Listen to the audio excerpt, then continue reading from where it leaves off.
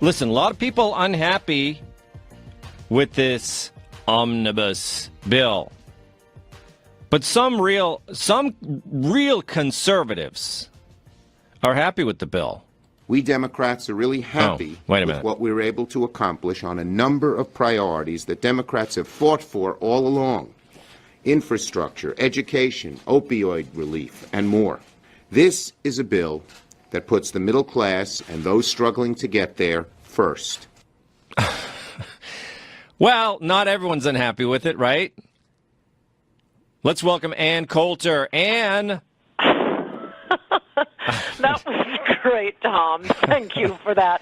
I needed something to perk up the end of my country. But, Ann, wait a minute. Let's go through this thing here. I've been looking at your tweets. I think you called him President Schumer. You talked about all of a sudden you're going to join Mueller's team. It can't be that bad. I can't imagine how it could be any worse. There's zero funding for the wall, and in fact, he is prevented from putting up even one little inch of one of those prototypes. No, all he can do is build a little pedestrian fence. Nothing that he has been looking at. None of the prototypes, totally banned. Wait a minute. He said it's going to start. He said, I'm not happy with the $1.6 billion. But it does start the wall, and will make that $1.6 billion go very far. Now, but what do you mean? He's restricted? No, the bill actually prohibits him from using any of the prototypes. It states what kind of, quote, barrier can be used, i.e., one that we're absolutely sure Mexicans can get across. Well, who wrote this? Who wrote that part of it? Chuck Schumer and Nancy Pelosi wrote the whole bill. Schumer got $60 billion for a tunnel in his state. But for the country, for the central promise that put Donald Trump in the White House, he only gets $1.6 billion, and very strict restrictions on what it can be used on. He can repaint some fences. There's a fence down by the San Diego border, and they're allowed to repaint that. No new border agents. But there are at least capable of doing anything we want border agents to do. But there will be about another 100 bureaucrats within the Homeland Security Department. And, oh, my gosh, Republicans have got to get over this military spending thing. It is not the 1980s anymore. The military is a gigantic welfare program. I've avoided saying that until now, when this entire monstrosity is justified as more military spending than ever. Okay, replace that with, welfare. More welfare spending. All they're doing is inducting transgenders and hiring diversity counselors. It is the most wasteful department in the history of government, because no Republican will vote against anything if you say, oh, it's for defense. It's for defense. It will be for transgender operations, but don't you worry. It's part of the Defense Department bill. Well, wait a minute. I'm looking at some numbers here. 14 Navy ships. That's $23 billion for ships, $10 billion for fighter jets. So there are, they got some equipment in here. Do you think we should build the ships? Probably not. We have a lot of ships. This is corporate welfare and human welfare. Let's see here. Will any Republican, let me ask you this, is there anyone who will say no? Well, this is how we got AIDS, Tom. No one to say no. Look, Ann, wait a minute here. Let's go back to my main question that I started the show with, and I really don't understand. Is there anyone opposing Trump's impeachment anymore? No, there are a few Cro-Magnons. Oh, yeah, we saw him on The Apprentice. He's playing 3D chess. You don't buy the 3D chess. You don't buy there's something bigger in this. Count on that, Mr. President.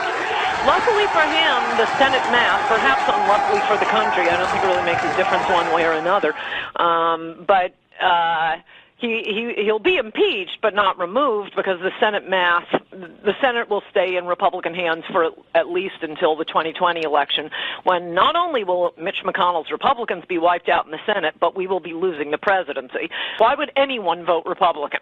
Well, Why so would they lose. anyone vote Republican? And please let me remind you that I am the one who is always going on Fox News and haranguing these purist Republicans, saying, please, please, please, no matter how much you hate your Republican, just this one last time, vote Republican. We need a Republican Senate. We need a Republican House.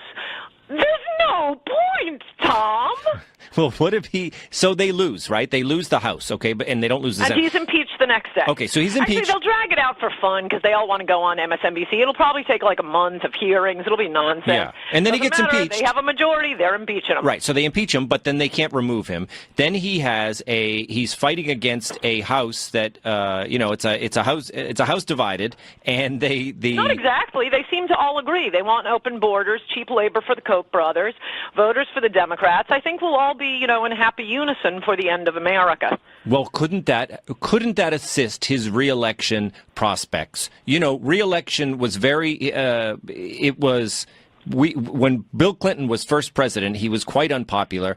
Newt Gingrich came in. The Republicans had a wonderful victory in I think both the House and the Senate, if I'm right there. And he was impeached, but he sailed to reelection victory. Could the same thing happen for President Trump? Well, you never know what's going to happen. That doesn't seem like the most likely scenario to me. The most likely scenario is we're in a country that is almost hegemonically controlled by the Democrats due to the last 50 years of immigration. California, the state that gave us Reagan and Nixon, cannot elect any Republicans statewide anymore. Not a chance. They're all dropping out. There are barely any Republicans in the congressional delegation. That's one state. We found out with... you got to move to the center. You got to move to the center. No, you have to move to America, and that apparently is no longer California. It's not. With Ed Gillespie, we found out the same has happened in Virginia. We've known it's happened, state after state keeps falling because of demographics, because of a specific design by the Democrats. They couldn't get Americans to vote for them, so they brought in ringers. It's called Teddy Kennedy's Revenge, the 1965 Immigration Act. I think, yes, and what you're saying is correct. And in certain parts of the country, it's overwhelming, like California, like New York, like these liberal states. But for when you're talking about 2020, the president, point I'm getting to. He's still quite popular in places that he won last time, like Ohio, Pennsylvania, Michigan. What did they love about him? Do you remember if there was any one thing that came up at every single rally, every single day? Building something. I forget what it was. Build that. Yeah. He totally betrayed them, and yes, there is a segment of Cro-Magnon and right-wingers. He's playing 3D chess, Tom. Yep, he gives away the store. He's not ever going to build a wall. He's going to amnesty illegals, but don't you worry, Tom, it's 3D chess. Okay, those people should be drowned, except you couldn't even lead them to a bath because they don't know what water is. Wait a minute, Ann. They are so stupid, there is no hope. He will still have those voters. He won by the skin of his teeth by making promises no Republican would ever make before. He has betrayed every single one of them. And now he's hired John Bolton, so soon we'll be going to war with North Korea, Russia, Iran, and Syria. Who was the guy who called Iraq a huge mistake? And now he's hired one of the principal architects of Iraq to advise him? Oh, good grief, there is no hope anyplace in sight. I talked to Ambassador Bolton last night. He said he's going to do what the president wants, not the other way around. You don't think the president's going to do what Jared wants, so check in with Jared. I want to, Ann, let's take Bruce in Jersey City. He thinks the president is playing 3D chess. Yes. Bruce, why? Where? Can you find out where he lives so I can go there and hold his head under the water until the bubble stops? Bruce. Ann, I have to tell you, I'm so on board with everything you do. We grew up next to each other. You were from uptown rivals. I was from Darien. But I'm in Jersey City now. And it's addle your brain if you think this is 3D chess. No, I'm telling you though, I'm not Fairfield County type, but no. I went a yo-yo today. I was so down. Then I was up with the veto, so excited. Then all of a sudden, when he passed it, I was down again. Now I'm calm. If you have a strong military, and I'm thinking this is aimed at North Korea, you get the crazy Bolton, you get the force, and if you get big time moving forward with detaining North Korea's nukes, that's huge. No, and remember how they chanted that at the rallies? Because that is so going to bring jobs back to the industrial. No, but I think so. The thing that you don't... Korea is not America's problem. North Korea is China's problem. Why doesn't China say, as Trump has of North Korea, and if America won't deal with Mexico, we will? North Korea, not our problem. Let me just tell you, though, here in Jersey City, in the subways, the cheap sandwich shops, the people are happy with their paycheck. Taxes are down this time. Yes, this omnibus is a nightmare, but taxes are down and deregulation is down, and so their economy hopefully will be stimulated. I'm telling you, they're cracks in their base. I see a lot of, Latinos and black communities moving towards Trump purely for his economics. So I think yeah, that totally carried the day in the Pennsylvania 18th district. Bruce, thank you for the call, Bruce. Look, and those tax cuts have been fantastic. Did the Republican mention immigration? No, he did not. I'm glad you asked me that. No, Paul Ryan Republicanism, big loser. And that's what Trump's doing. And yeah, okay, you can be a little cheerleader for Paul Ryan. Yeah, maybe Romney will win, too.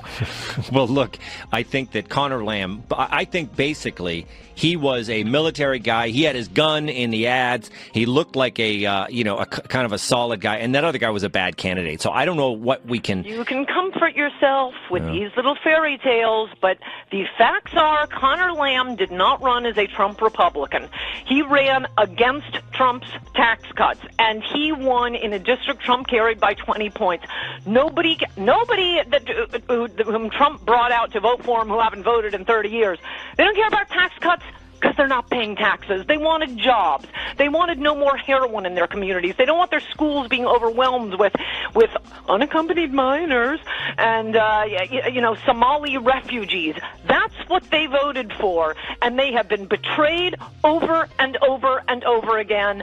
And when the Republicans get wiped in the House, I'm going to laugh and laugh and laugh. But I'm glad I don't have children. I'm sorry for you, Tom, because this is it. This is it. In one generation, this country is going to be South Africa. We had this one chance to save it, and we were betrayed.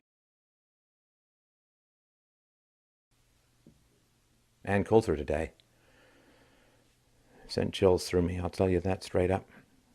She was on a show, and she was saying that she's so glad that she doesn't have children. Because America, within a generation, will be South Africa. Well, I am a parent. I have no choice. You know, their speech should be censored, hate speech should be illegal, and then of course it's going to be from their opinion what they think should be and shouldn't be illegal. But if you guys turn around and do the exact same thing, then you're no greater than them. The real solution here is respect the Constitution, respect free speech for everyone, but if they decide to become a terrorist organization and assault people, my Constitution is not going to save us. Great idea doesn't work. Great idea never works. And you think of it, you think of what happens every time we open up the free market, the free speech, the free society, and every time we lose and they win. And that's because they don't play by the rules, they don't care. And we sit on the sidelines, well, they win regardless of the rules, and we say, hey, that's not fair, look at our little book. And if they don't stop, if we don't outnumber them very soon in terms of demographics, they will kill us for losing. It doesn't matter for playing by the rules. By the way, you guys are based in Texas, right? Yeah, we're based in Austin. You know the demographics of Texas? And after 8 more years, Texas will never go red again because of Hispanic migration, okay? Hispanic immigrants vote 70-30 for the left. Okay, and so we can pretend like, oh, they're all just natural-based brown conservatives. It's factually untrue, okay? Texas will flip, and we will never have another Republican president again unless we stop migration, legal and illegal. It's not just illegal immigrants. They vote 80-20 for the Democrats, but legal migrants and their children vote 70-30. This is Pew Research. You can look this up. They vote 70-30 for the left, okay? So if we want to stop the left, if we want to stop these crazy lefties that, you know, and look, I respect Enforce, I love Alex Jones, but here's the thing. Jones is missing the point. He's missing the bigger picture. Jones doesn't understand that all of this is water under the goddamn bridge. Unless we stop migration, unless we stop legal and illegal migration, we will not have a country. Texas goes blue, and it's done. Texas goes blue, and our country's gone. We need to stop migration now.